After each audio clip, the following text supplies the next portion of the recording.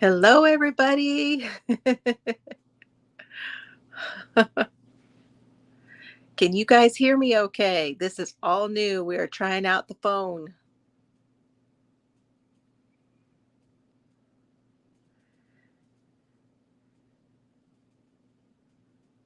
Oh, there it goes. I can see myself on I am at my daughter's Carrie's house, and if I look away, it's because I'm looking at the comments. Oh, I can see myself on I am at my daughter's Carrie's house, and if I look away, it's because I'm looking at.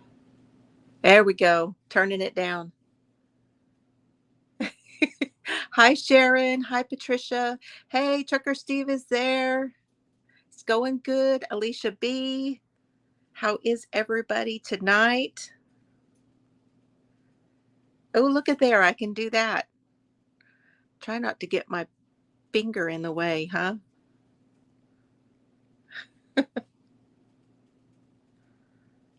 Hello, Bree. Oh, I got to try not to hit the deal. Boy, you guys should see what I'm set up on. Sharon, Patricia. How are you all doing? I'm not going to do a whole lot of that, you guys. Cindy, you said you had some stuff you had to do. It's okay. But I am looking over here at your comments, so I can try not to miss any. Okay. So I am here, spending time with my grand dog Sailor, and he's laying on the floor over there. I thought he'd be up here on the couch with me, and I could show him to you. He might come up later. Hello, Joyce. Hello, Colleen. Tonight we are talking about soft and hard targets. We have been talking around it for a while, and I wanted to give you all a little more information. So, are you guys ready to talk about that? I have brought my Seeing Double shawl with me, and I'm on the last section right here. The last section. And so I've got 2 rows of this last section done. I've got 4 more to go, and then that is it. Hi, Maddie boy. Good to see you. Hello, Frozen. Hello, everyone coming in.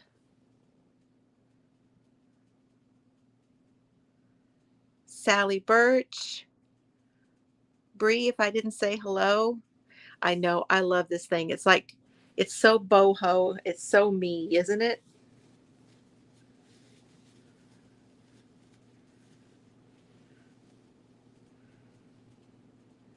This thing is actually really a good size. I'm really tickled about it. So I cannot work on that. And this is all my scraps in my bag here.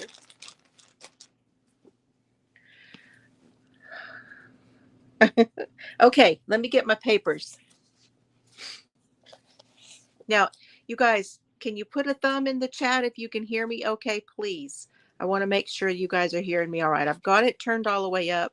I've got it plugged in so it won't go dead on me. But I want to make sure you can hear me. And if I seem a little off today, I do have a migraine. So, okay, there's my thumbs.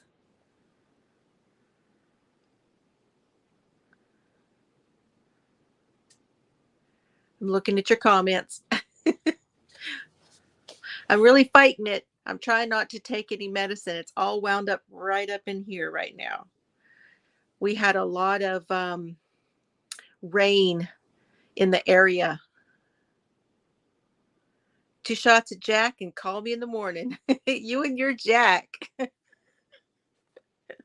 Oh my gosh. Hi, Linda. This isn't too bad. I think this is going to be okay when I go to my dad's, isn't it? I'm looking at myself on the TV and my gosh, my teeth look so good, don't they? Peppermint essential oil, yes. chuckling at all the quotes. Oh my gosh. It was pouring. You guys, Trucker Steve was in my area. We were trying to get together, but I woke up not feeling great this morning, so we did not. We're going to try again next time. Yeah. Hello, Karen. Okay. Does anyone know? Let's start with what we think. If you could put it in the chat, what do you think is the difference between a hard target and a soft target? How about that? What do you think is the difference?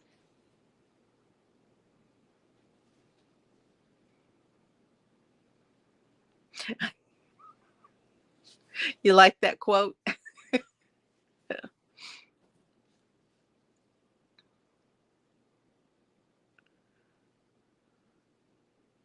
Matty Boy had rain too. Ah, I'm actually seeing your comments fairly easy. They're not going by too quickly.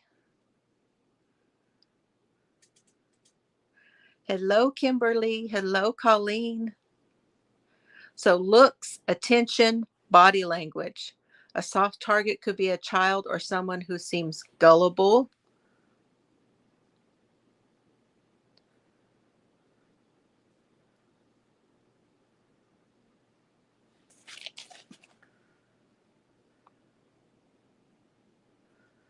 A hard target, someone who is not vulnerable. A soft target is someone easy to get to.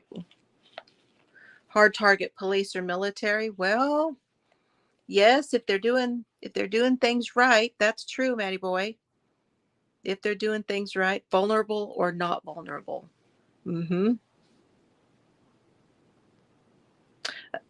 Yeah, you guys are already getting into it. I like this. Yes, I like this. You guys have got it. I like it. Not paying attention and on the phone, that's one of them. Absolutely.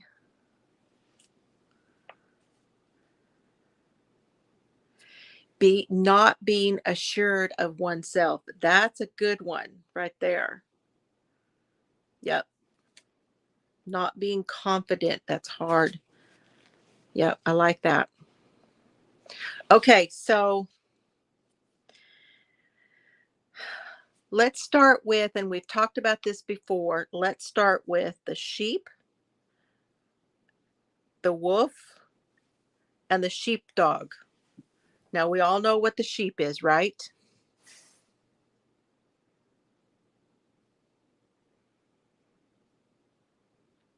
The sheep is the follower. The sheep is the one who's going to be eaten, right? Uh, the sheepdog is the guard, right? Guarding the sheep. The wolf is the one out to get the sheep. The sheep is the one on their phone, not paying attention. Exactly. Yeah, that sheep is lamb chops. Exactly. Yes, the sheep is a very soft target. Unless there is a sheepdog watching, right? The sheepdogs are observant. They see what is happening. They're watching everything around. They're watching for wolves. They're watching, just they have already summed up the situation, right? And they sit kind of, sheepdogs kind of sit back away from the sheep also. Kind of where they can scan things, where they can see things. They tend to be on the peripheral, but not always. Sometimes they're right in the middle.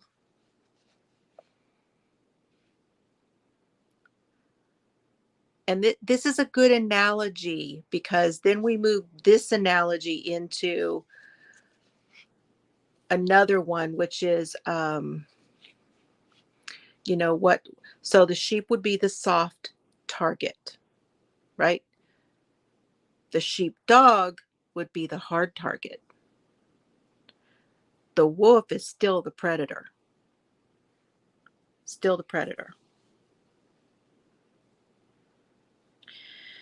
So you guys are talking about being observant. So this includes things like not having your head on your phone, looking around and knowing who is in the area. Hello, Adele. Knowing what people are doing. So what are people doing? Do they belong there? Do we have people who, like, say you walk into a restaurant and you sum up the situation and you see we've got workers, we've got waiters, we've got people who are cleaning the tables, we've got people who are cooking, we've got people who are seating people. We kind of know who belongs in this area, right? We kind of know. So yeah, exactly. Are people doing what they should be doing in that environment? So these are the people we've got. Are they, do they belong there? Are they working, or what are they doing? And then we have people who are sitting and eating and all that kind of stuff, right?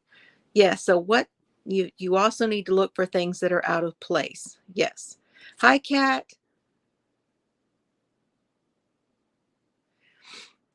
Are people dressed like they should be dressed for that environment? That's a good one. Okay. That's another good one. So then you've got policemen and that kind of thing. Well, they might be eating. They're not really dressed in regular attire like everybody else should, but we obviously know that they are in uniform. They're probably having their lunch because they're sitting at a table or whatever. Hello, Carol. Come on in. Bree says her husband calls her nosy. She's always looking to see why people are in the parking lot at work. We're at the end of a building where people don't normally park. Ah, that's good. A parking lot is huge. Now, I'm not going to play any of the videos today because I'm obviously not able to do that from my phone, but I do have some great videos that go along with that. So, another thing about that is like people's behavior. Are people acting like they normally would for that environment? Um, Another one that people don't pay very much attention to, and this is something that I am working on myself, and that is who's paying attention to me? Who's watching me? Now, they should be watching what they're doing, right? But who's watching me? Because if I see someone else who's being observant, then they're a sheepdog, right? Yeah, exactly. Too much clothing would be like if the guy's got sweatpants and a hoodie and it's burning up outside, he's not, something's up. Hello, Sylvia. Hello, those coming in. Welcome to the chat. Good to have you here. Yeah, and who's watching the watchers, right? That's a good one. Sheep rarely look up and they just don't look like they're paying attention, you guys. They just don't look like they're paying attention. They rarely look up to see what anybody else is doing. They just continue on with what they're doing. Hi, Mary.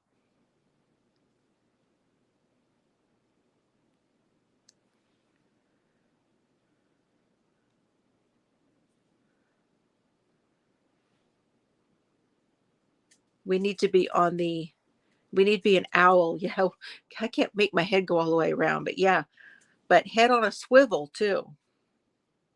So something to do to pay attention when you are out also is, where are the exits? Hey, Dawn Marie, where are the exits? If you don't know this, then you're sheep, because when something happens, you will not know how to get away. You need to know the exits, and that applies to no matter where you are, whether you are in your car, whether you are in a parking lot, whether you are in a store, whether you are in a restaurant. You need to know where your exits are, and you need to think about this as a plan no matter what.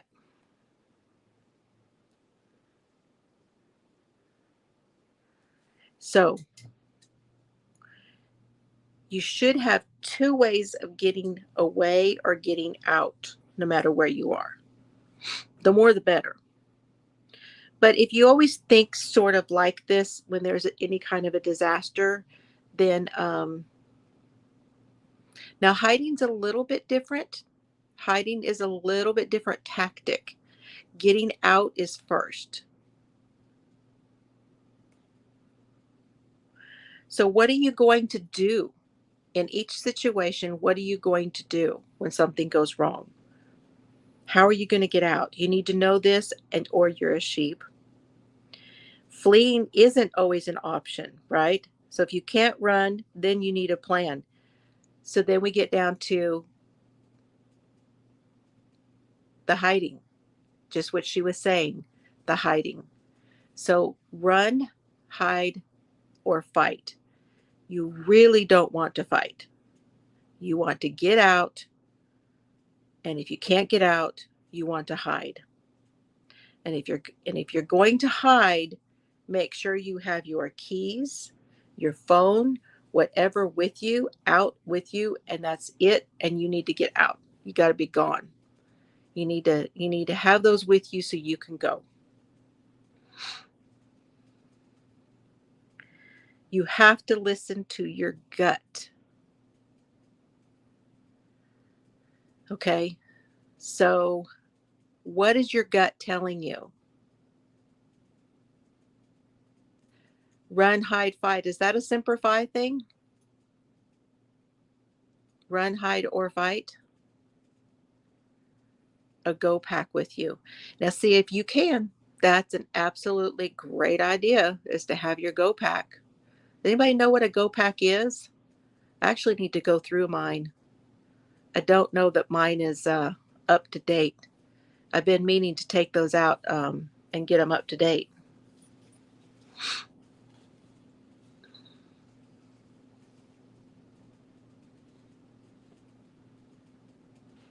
So you have to really think about you first. I know we want to save everybody, but you really need a plan. And if they're not able to follow you and get out when you do, you may have to leave them behind because you're first. On the boat, you call it a ditch bag. In the event you have to scrapper the vessel. Uh-huh. See, it works in every situation. One in the closet and one in the car. And you guys, it's not just survivalists that do this. It's military. And thank you guys for your service, because I know Maddie Boy and Patricia were in the service, and anybody else here who was in the service. Thank you so much. We appreciate you. But yes, you guys know about that because you always had to have one, and you still have one. So yeah, that's I'm glad you brought that up, because it's got me thinking now. I really need to get that out.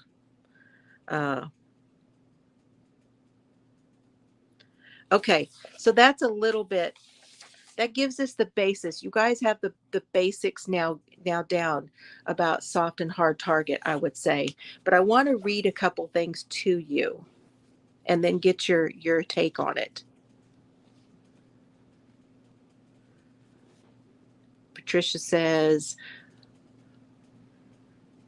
my dad always said, let the ones who are running away be the target and go somewhere different. Yeah. Yeah. It's really hard to save anybody else. Hopefully they'll follow your example and they'll get themselves out.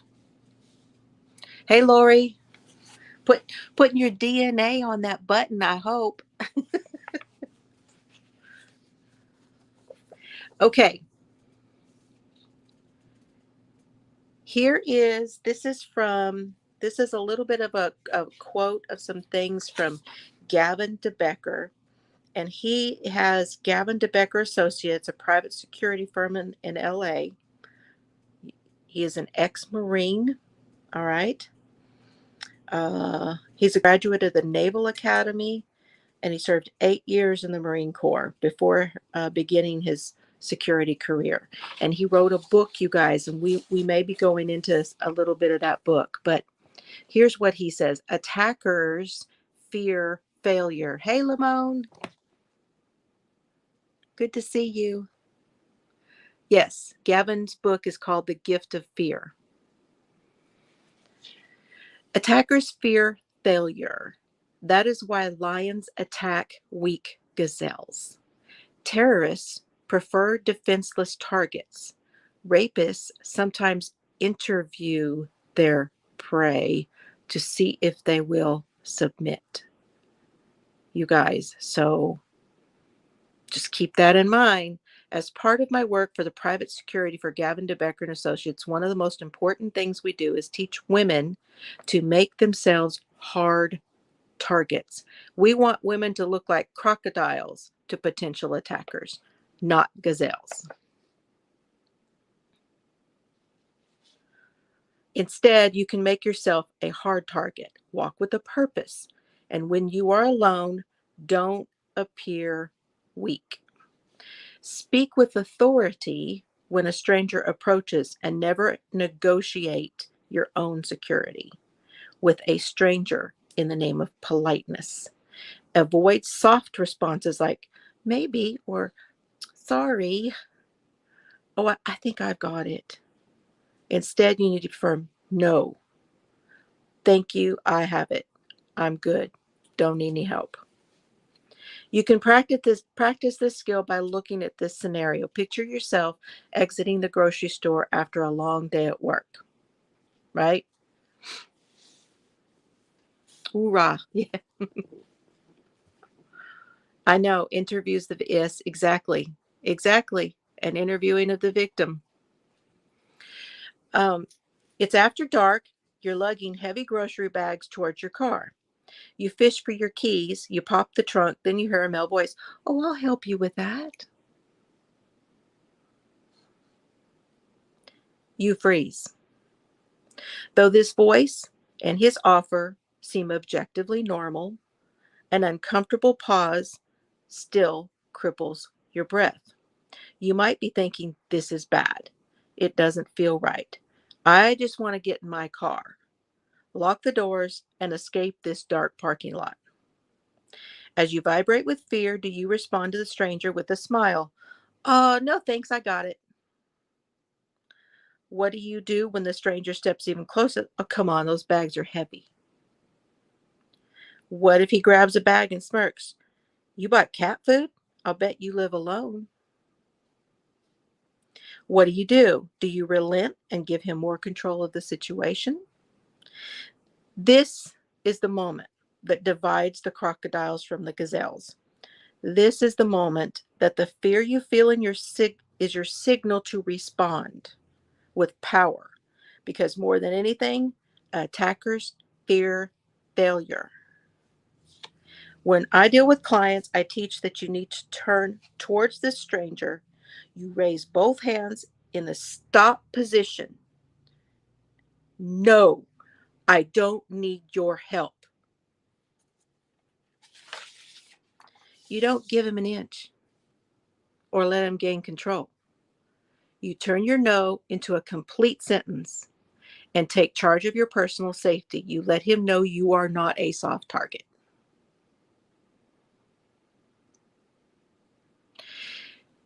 No is not a negotiation, and it's often polite. No is powerful. It is your line in the sand. No delivered like this says, I'm not an easy target. Now go away.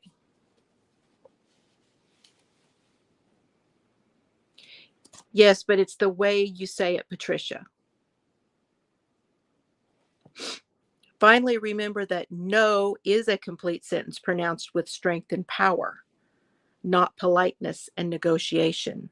As a military spouse, it is important you learn more about keeping yourself safe and avoiding danger. I recommend reading the national bestseller, The Gift of Fear. So I think that may have been an article put into a military magazine. Yeah, I have heard that before, Alicia. Well, you can't that is one thing that might be good, but things like this do happen in the middle of the day as well. And people, I feel like people might even be more likely to think it's normal, like you and this person are actually together during the day.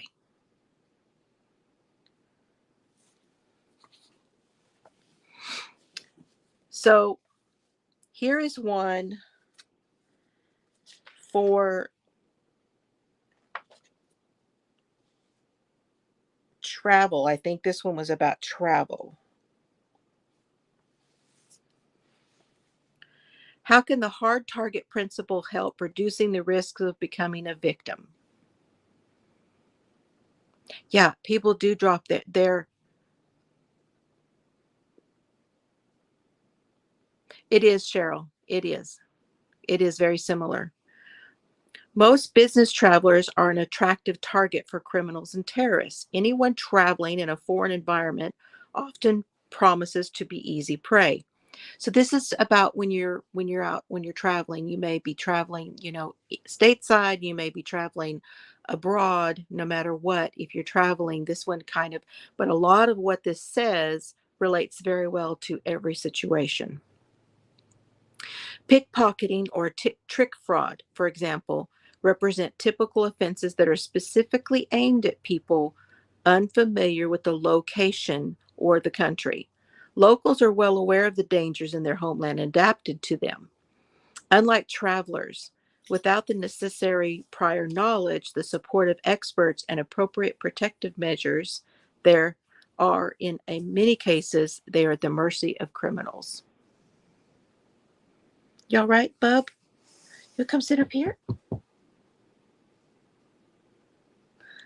Sailor's looking forlorn because his mama's not home yet. And he's probably thinking that she should have been home by now.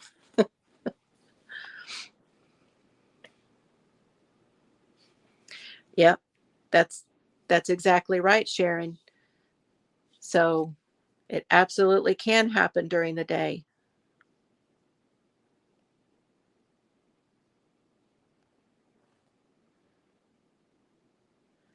Okay, let me look over here.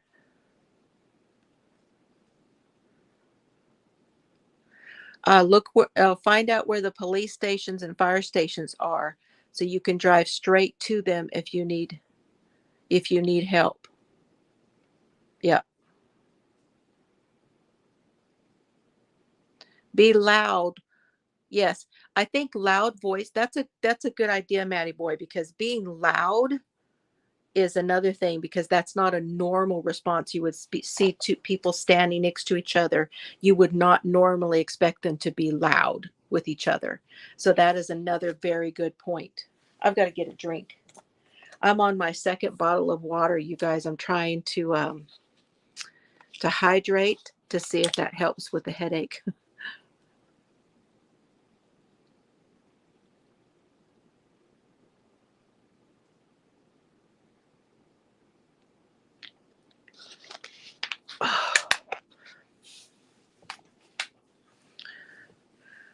Okay, I'm gonna stop for just a second and see what you guys are talking about. Alicia wears I'm not going to touch the deal. I'm going to read you over here. Alicia said she wears a silver whistle on a chain that's always around her neck. I had forgotten about that. So I'm going to look at getting one of those. A frozen bottle of water is a good weapon. That's true. Exactly. We need to learn and move forward, and don't be frozen by our thoughts. Don't let your thoughts get you hung up, okay? Yeah, I've had quite a bit of caffeine actually. Okay, what else did I miss? Okay, I think I'm caught up on everything. Trying to keep an eye on your things. Okay, let me read some more of this.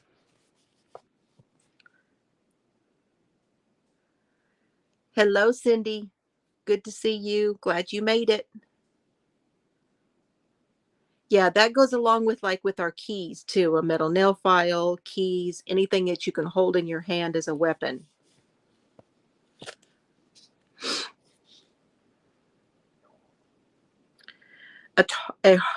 Okay, here's our definitions. Oh, sorry, rocking the boat. A soft target is a person who, due to their actions and or a lack of appropriate protective measures, is at the mercy of existing risks and thus represents an easy target. Now this goes for places as well as people. Okay, so people or places can be soft targets. A hard target is a person who, due to their actions and or appropriate protective measures, is able to minimize existing risks and thus most likely represents an unattractive target.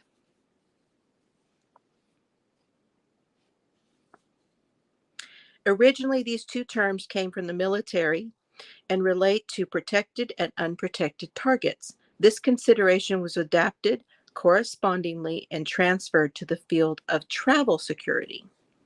A glance at the world of travelers shows that most of these clearly fall into the category of soft targets. Now, I don't know about you guys, but when I've been to an airport, these people, nobody, nobody looks like they're paying any attention to anything. There's so much going on that they're just trying to navigate through it.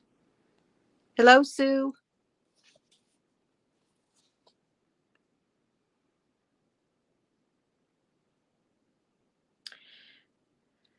It should be in the interest of every traveler to transform themselves from a soft target to hard target by trying to remove themselves from the focus of criminals and instead of directing their focus to other targets. Soft targets are mainly characterized by their lack of security awareness and associated thoughtless behavior. But how do you turn a soft target into a hard target?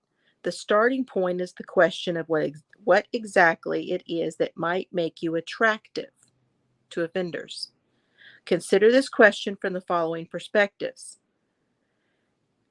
Awareness raising. The basic premise for making a traveler a hard target is qualified awareness. So just paying attention is number one.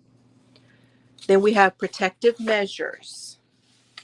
Security awareness itself is usually not enough. In many cases, the traveler also requires the necessary tools and operation measures to be able to move around safely. Accessibility. Anyone who is inaccessible to criminals is not a potential target. The more difficult or complicated access to a traveler is, the less attractive they become to a victim. They will become a victim. Predictability. Anyone who's predictable easily becomes a crime victim. Don't be predictable. So let's put this into everyday life. You leave the house the same time every day. I know someone who is doing this as we speak. This person is having trouble with people constantly coming to their vacation home. And it happens all the time because they have the ring on, and this person has been seeing people constantly knocking on the door. And they don't do that when she's there. Now, why not? Because they know when she's not. And they're trying to see if the door is unlocked so that they can go in. They already know when she's not there. So that means that she's become predictable. It means that she goes to this vacation place the same time of day or the same time of the week or the same time of the month, and they've already figured it out. They're casing the place, yes. So, yes, drive a different route. go a different time, leave a little early or go in a little bit later one day, and pay attention to what things are different when you do that. Who is out that time of the day? Who is usually out that time of the day and is not out that time of the day? Um, it sometimes just taking a different day off in the week and paying attention to what's going on in your neighborhood.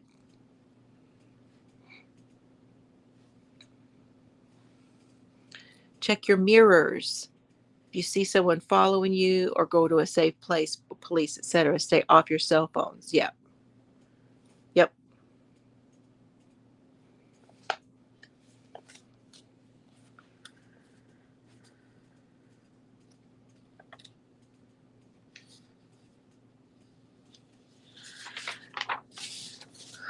What do you guys think so far? Is this getting your brain going on some of this stuff? Your head on a swivel. What's between your ears is your best safety. If you're paying attention, you're going to you're that much farther ahead by paying attention. And when I get in the car, no matter where I am, I lock the doors. Okay? Even if I'm on my phone, and especially when I'm on my phone and the doors are locked, the car is running, and if I need to be on my phone, I'm not down here. I'm up here and I'm looking around while I'm on my phone.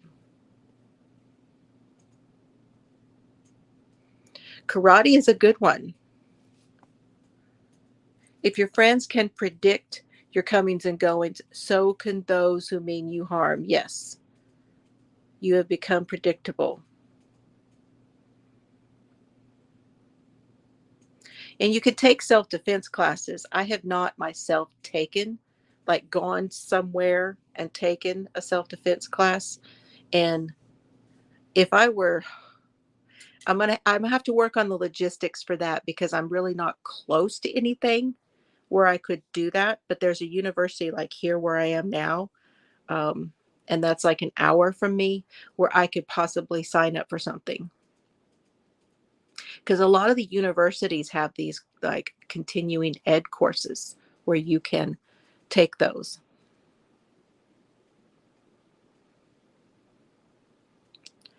Someone who bought a blue light. Yeah, I've heard of that a lot of times. Um, if you're really not sure, call 911 and ask them. Have you got a guy out here who's pulled me over?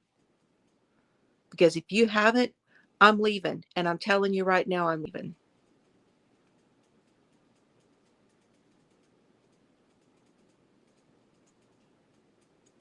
Look up, look left, look right, check your mirrors, check behind you, lean over if you can't see all the way behind you. You could always back up. Now, trucker Steve, that's a little harder with the truck, but although you would get their attention. But if they're on the way back there, then you're probably not going to have a problem. I'm out in the country and I keep my doors locked.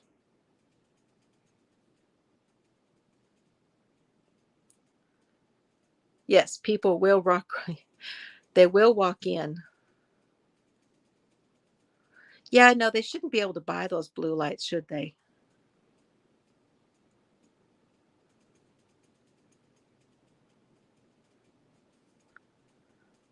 A train horn. Yeah.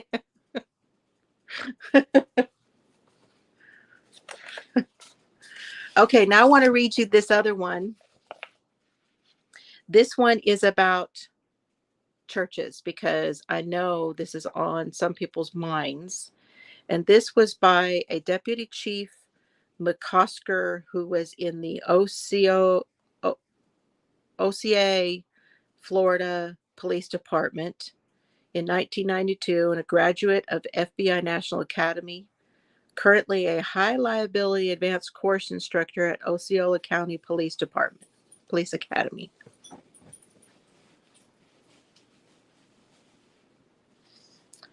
If you've been around law enforcement officers long enough, you will eventually pick up on the fact that they tend to be hypervigilant. When they go to a restaurant and ask for a good seat, the officers are usually not talking about the table with the best atmosphere. They are talking about the seat that puts their backs to the wall and provides them with a clear view around the room at the entryways, the cash register. If two officers are going to lunch at the same time, they debate about who gets this good seat. So locating the best seat doesn't stop at a restaurant. When I'm at church, for example, I'm in the back row right up against the wall next to the main entrance with a full view of the pulpit and the side entrances. There was a time when one might have said that so much focus on seating arrangements is a paranoid practice. But now that multiple church shootings have occurred in a relatively short period of time, it seems like a wise practice. It is an unfortunate sign of the times that the term soft target has a mainstream understanding. The fact of the matter is that almost every aspect of day-to-day life is conducted in a soft target environment. I mean, when you're at home, or at least you should know where your vulnerabilities are. But when you're out in public, you don't always. You have to pay attention and figure out what they are.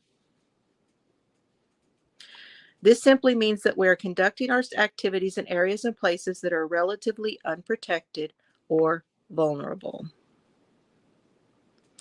Many churches do not perceive themselves as a risk of crime. Security measures are frequently minimal or inadequate. Church buildings are rarely designed with security as an important feature, in an effort to allow members of the congregations to come and go freely. Access management is often not considered, and the buildings may be unlocked, unoccupied for several hours. Key control management may not be as closely monitored. Who has the keys to the church? Churches by nature have the mission of ministering to parts of the population that have had a troubled past and may still be struggling with those issues. Unfortunately, some in our community may pose concerns to the well-being of the church. Now, I know someone who, she was a customer of mine, and her son was a deacon in a very large church in the Dallas-Fort Worth area. And they got a hold of someone who would train, and I don't know the name of the outfit that did it, but they would train certain members of the church on how to pay attention and protect the church. Okay. And one or two of them were licensed to carry. And of course, I live in Texas. So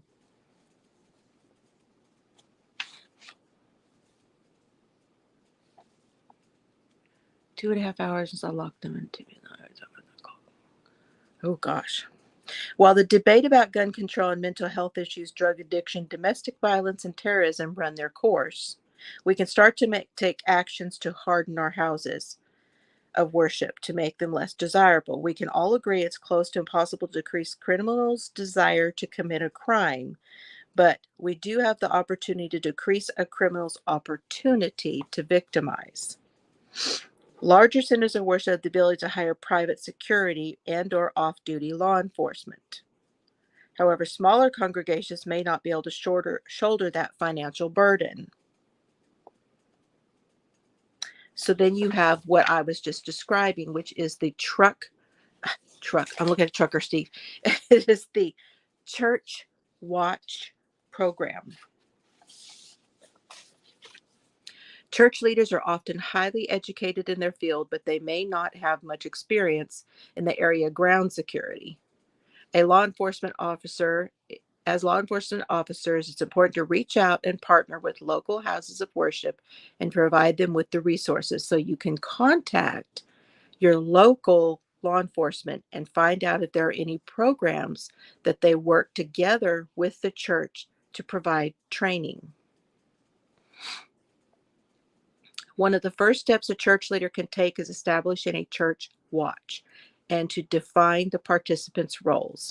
By simply assigning a volunteer to the parking area, you not only have a point of early alert to potential security issues, but you also have decreased the opportunity for a criminal to burglarize the vehicles. Ushers, who frequently are assigned to entrance ways, can be trained on how to approach a suspicious person, alert others, and or notify law enforcement. The same ushers can be trained on how to secure the building for a potential threat or evacuate the building if necessary.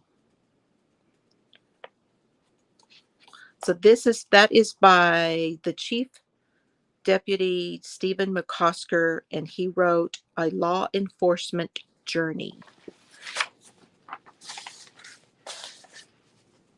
So that is what I've got for you so far tonight, you guys. I know that was a lot. We did quite a bit there in just a little while.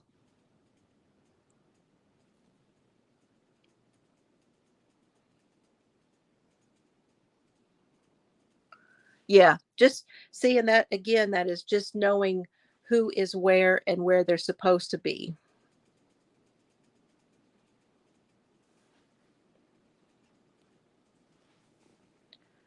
So you guys have anything else to add? Maybe I can give you a shot of Sailor. Hold on. I hate to mess this up. Y'all, it may shake a little bit because I have got this. You wouldn't believe what I've got this sitting on.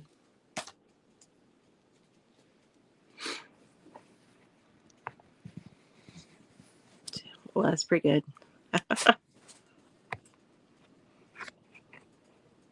There we go. Not bad. Trying to be really careful. Let's see if y'all can see Sailor. There he is. There's Sailor. Sailor. Sailor. He is out.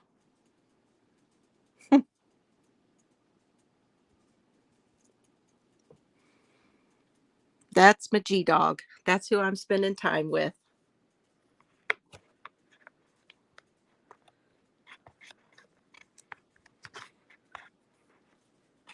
I hate that we have to talk about this stuff, you guys, but I know that this has been on a lot of our minds, and I just wanted to be sure and cover some of it the best I could.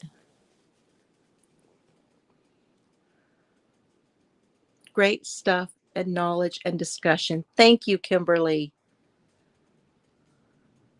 Right, Colleen, we know we should be paying attention at the very least. You have to practice it. I'm not the best. Trust me, I'm no expert. I'm not an expert at anything. I'm really not. Well, I am pretty good at doing hair, but I don't do that anymore. I was an expert at that. I still have my license. And I do pretty good with crochet and knit, but you know. So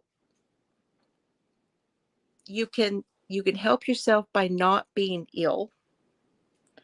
Do as much as you can to make yourself well and not get into a position where you can't walk or run well.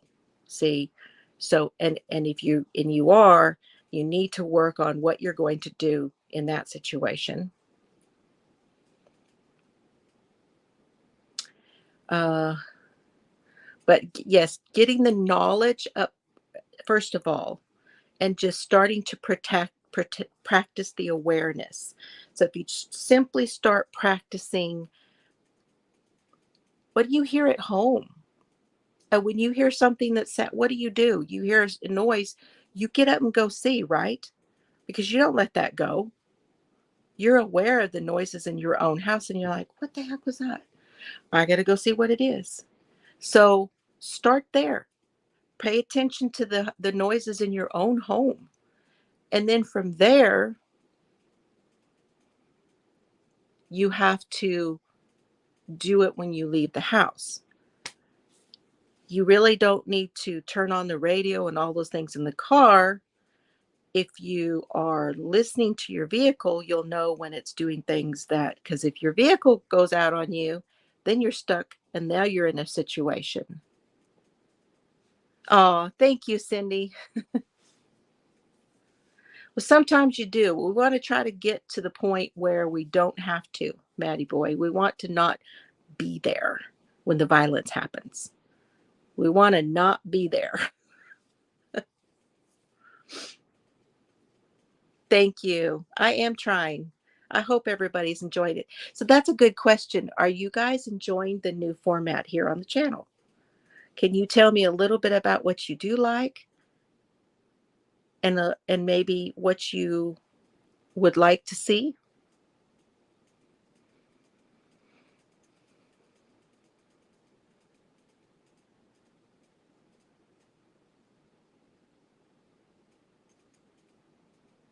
Alicia said she hasn't turned the radio on in the car for years.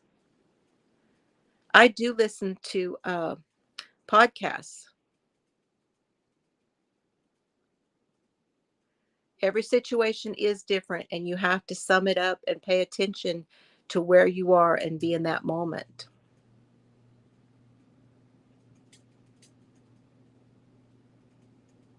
Oh, thank you, Sue. I'm hoping we will expand on this. I didn't want to not come to you tonight just because I was out of town, and the fact that it's so quiet. It's pretty quiet here. I miss my Cerberus, but at the same time, uh, I usually have, in the she shed, I have a lot of distractions, you know. But I am prepared because I brought all kinds of stuff. I've got this one with me. I've got this one with me.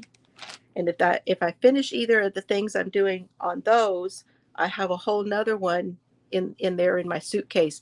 I have more projects in my suitcase than clothes because it's only one night.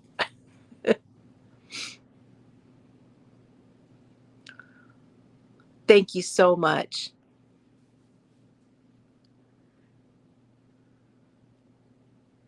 Yes, always looking at your mirrors, locking the doors, all of those.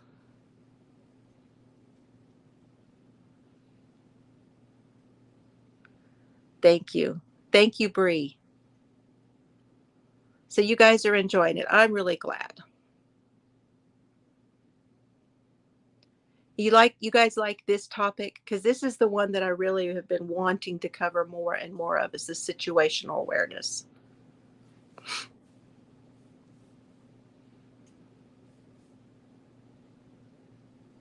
Oh, sure. You are welcome. Well, y'all, I'm just like you. I think about this stuff, just like you guys.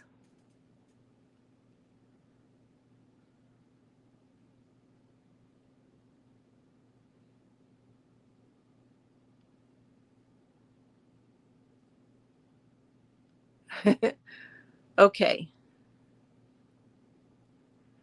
Of course, I still am going to be doing the crime, but Tuesday's mainly going to be this type of thing. Did you guys get a chance to look at the uh, video that I posted in the community tab with Peter Wyatt? He went over the handwriting. He did his analysis of the Brian Laundrie notebook pages. If you didn't get a chance, go to my community tab and look. And I have posted a link there for you so you can go over. It's very interesting. He had some great insights.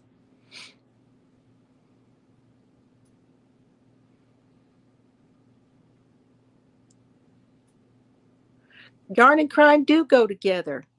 I don't know. I don't know why it does, but it does. Alicia didn't believe me. Absolutely. You've got control of the car. Go. Run them over. What the heck? Don't wait. Just run them over. Yeah, see, military people have more training as far as being versatile like that. So they are they're a step ahead of us. They really are, because that stuff is ingrained. That's what we need to get to. It needs to be more ingrained.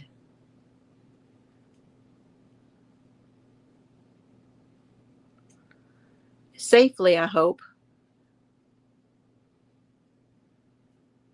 Run that red light. Hope you don't run into anybody else.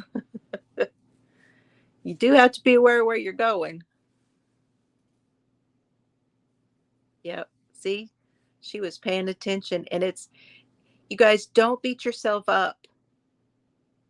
Don't beat yourself up. If you have not been paying attention, you feel like you're a soft target, you're already a step ahead, because your thought process is already going, oh, so you're already a step ahead. You're going in the right direction.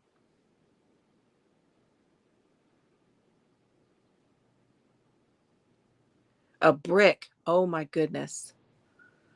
That's scary.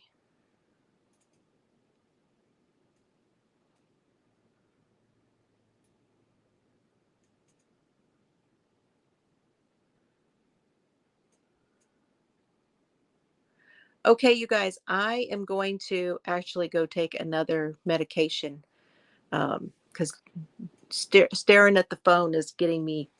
But I'm glad to know that the phone worked, and I'll be able to do this like when I go to my dad's. Now, I don't have all my doodads. For some reason, I was not able to get into the regular account. So it wouldn't let me have like my little deal up in the corner or my video and all of that good stuff. So I'll have to figure that out. But at least I got it done. So you guys have a great night. Have fun today somewhere. Love y'all. Head on a swivel. Pay attention to what you're doing and all your surroundings, and be safe out there, okay? I hope this helps some people. I really do. All right. Bye, everybody. Have a great night. I love you, Chelsea. I love you, Carrie. Carrie's having a great time, you guys. She's off. She's out having a really good time. Um, and Sailor is feeling better too, by the way. But good night, Solomon. Good night, Oliver and Chelsea. That y'all, positive thoughts and vibes for them tonight, because they weren't feeling very well either. Lots of cold stuff going on at their house tonight. I love you guys. See you later.